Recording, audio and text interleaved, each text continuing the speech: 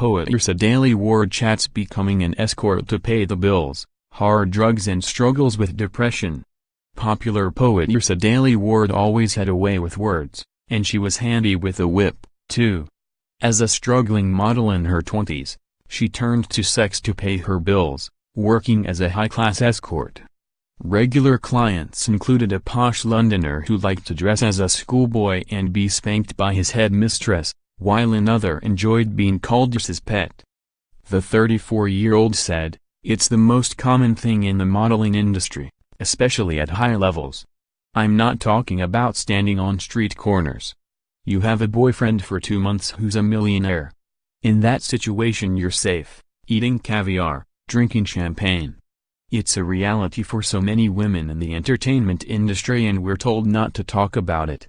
I was a very enterprising young woman, learning what to use to get by." Yrsa's writing has wowed critics on both sides of the Atlantic. This week she published her acclaimed autobiography, The Terrible, in which she recalls her working-class upbringing in London and her sex-filled days as an escort. Of her first encounter with the Hampstead intellectual who liked the headmistress to teach him a lesson, she writes, "What a wondrous exchange. Ever heard a cane whip through the air?" She adds, "On first glance it is ridiculous. But we all have needs and you have a heart. Making people feel good must be taken seriously." Clients would sometimes host plush parties where the girls would choose a bikini from a bucket. On one such occasion she recalls walking through a penthouse and approaching a table with white powder, foil and glass bottles all laid out.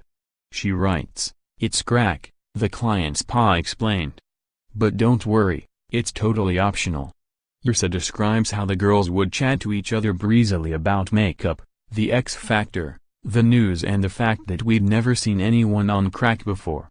Even if it did not pay enough, Yrsa had great success as a model.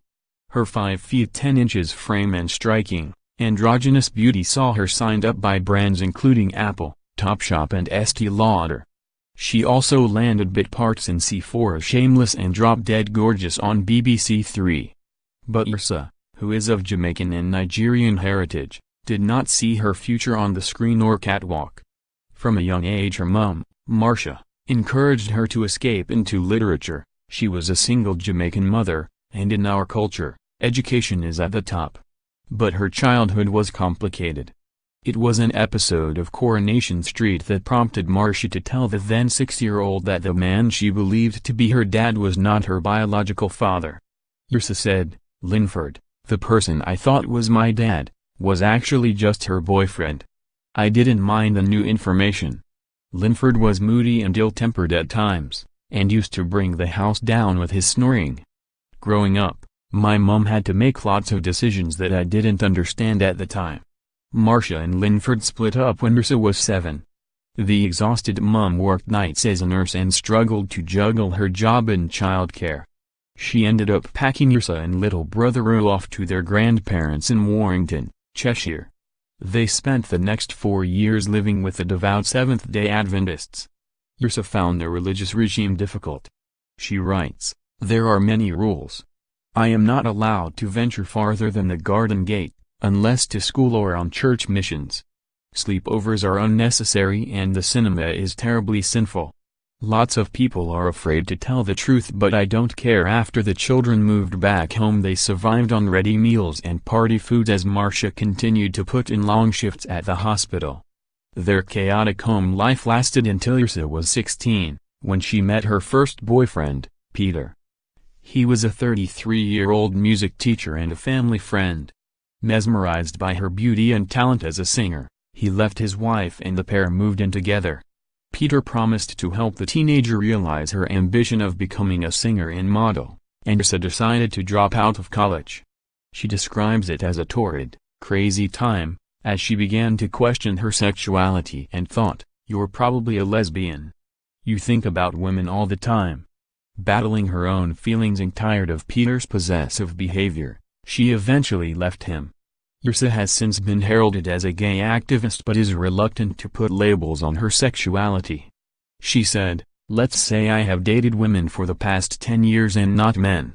Single life took her to Manchester, where she was a temp in an office in a glass-fronted tower by day but spent her evenings out, on the pills. She dabbled with liquid ecstasy and suffered terrifying blackouts. Yrsa was once partying so hard that she had to carry a drug survival kit, containing drinks, plasters, Bonjula to treat the mouth ulcers the drugs caused and a melted Easter egg for sugar and energy. She began working as a high-class escort but, keen to pursue her modeling career, moved back to London. When her mum died in 2007, life became increasingly difficult.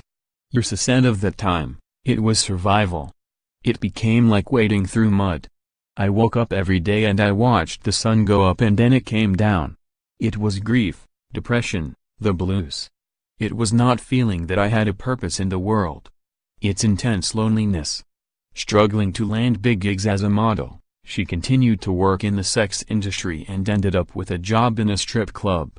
In her book she recalls a night where a famous cricketer attacked a fellow dancer. The injured woman was thrown out of the club and fired. "I keep on dancing, time is money," she writes. She is holding her ribcage under her breast. There is blood in her mouth as she limps away. The unnamed cricketer was sent champagne on the house, and Yrsa kept dancing for him. She continues, "I hear my heart in my ears. Of course I keep on dancing. Time is money." In need of a fresh start, Yrsa packed her things and spent the little money she had on a plane ticket to South Africa. She embarked on a new life with £180 in her pocket. She said, "The thing that attracted me to South Africa was that the models look like me and there's so much more diversity." She planned to stay for only 2 months but ended up living there for 3 years. It was in a bar in Cape Town that she rediscovered her love of poetry.